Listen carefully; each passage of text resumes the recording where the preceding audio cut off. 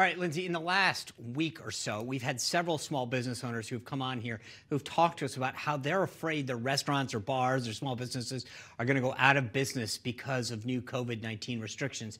And now Saturday Night Live is making fun of them. The self-proclaimed king of Staten Island, Pete Davidson, he's that guy that got into a fight with, not a literal fight, but got into a back and forth with Congressman Dan Crenshaw and mocked him for his eye, losing it in battle. Yeah, that guy. He ripped apart small business owners for protecting Staten Island's COVID lockdown. At one point, he even called them babies. You know, the irony here isn't lost on us. SNL can actually put on a show because of loopholes in Governor Cuomo's mandates. Now, just as a reminder, remember when they wanted to have a live audience and they weren't allowed to, what did they do? They paid people to come in and then called them workers. Yeah. So that got around the loophole because, you know, that was because they wanted to have a live show. So, you know, forget about the COVID restrictions because they needed to have a live show. Well, I have a feeling that our next guest has something to say about this. Let's bring in the host of America First with Dr. Sebastian Gorka. Seb Gorka, welcome back, sir. Thanks for having me back, guys. So, you know, these guys in Hollywood, the SNL, you know, cast member there is mocking small business owners and calling them babies. And as I just mentioned, SNL can operate because of a loophole. Not even a loophole. They figured out a way around it. And now, you know, they're hiring people to be in their audience and calling them employees. That's how they do it. And yet they want to make fun of people who have spent a lifetime building a business and are employing other people. It is mind-boggling to me. You know, it's really proof, Sean, that we do have. I'm an immigrant to this country. I thought this is the last country to have a class system like the one I grew up in the UK. But we have one. We have Americans that try to do the right thing, that try to earn a crust, pay for their employees, or just make a living for themselves, put food on the table. And then we have the Democrats and the media elite. Look at this owner, this bar owner in Staten Island, has a tiny bar, Max Bar, and he's trying to feed his kids. He's trying to give a paycheck to his employees. And what does the state do? They deploy. Cuomo deploys the sheriffs of the county to barricade that bar. It's an outrage. I remember do you remember when SNL was funny? Eddie Murphy, Belushi, Aykroyd. Today they're just like Queen Nancy Pelosi with her $23,000 fridge and her $100 per gallon ice cream. Let them eat cake. We are the elite and we're just going to make fun of you. But the nice thing is, Sean, America sees through these punks. Totally. Yeah, well, hopefully they do see through this because there are a lot of people hurting out there. And we've talked to a lot of those small business owners, and this is real. This is not a joke.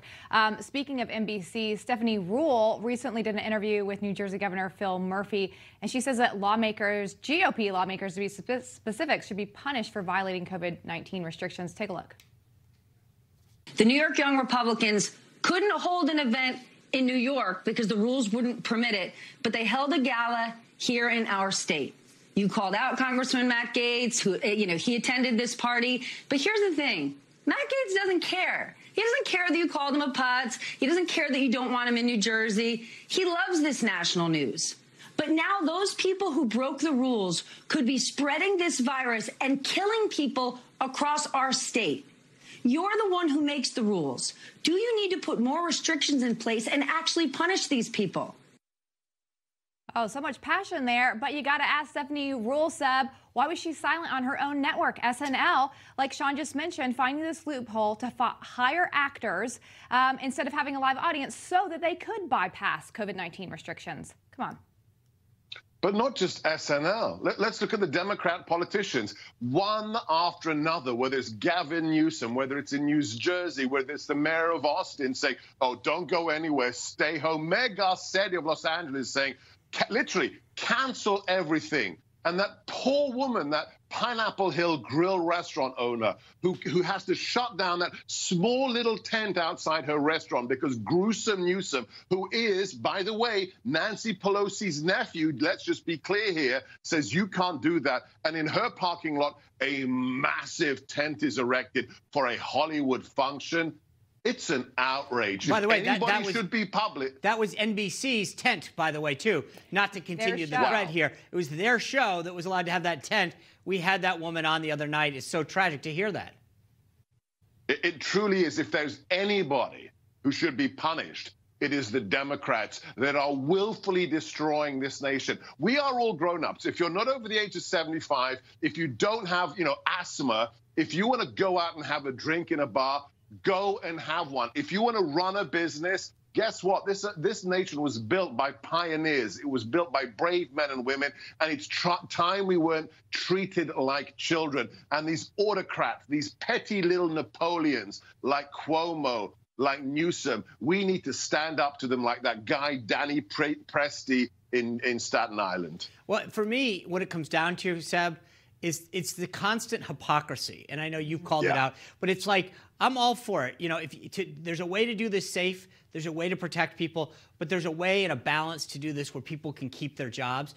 And I think that's all that people are looking at. But beyond that, it's if you're going to call people out, like Stephanie Ruhle going after the Republicans, that's great. She's silent on the Democrats. She's silent on her own network, and it makes people hard to believe that. Seb, thank you for coming. Once again, I thank you for sending my mom the book. I appreciate it, and look forward to having you back soon. It's called The War for America's Soul, and you can get one too. On Amazon, right? On Amazon or sebgorka.com, you can even get a signed copy. Oh, wow. Christmas is coming, folks.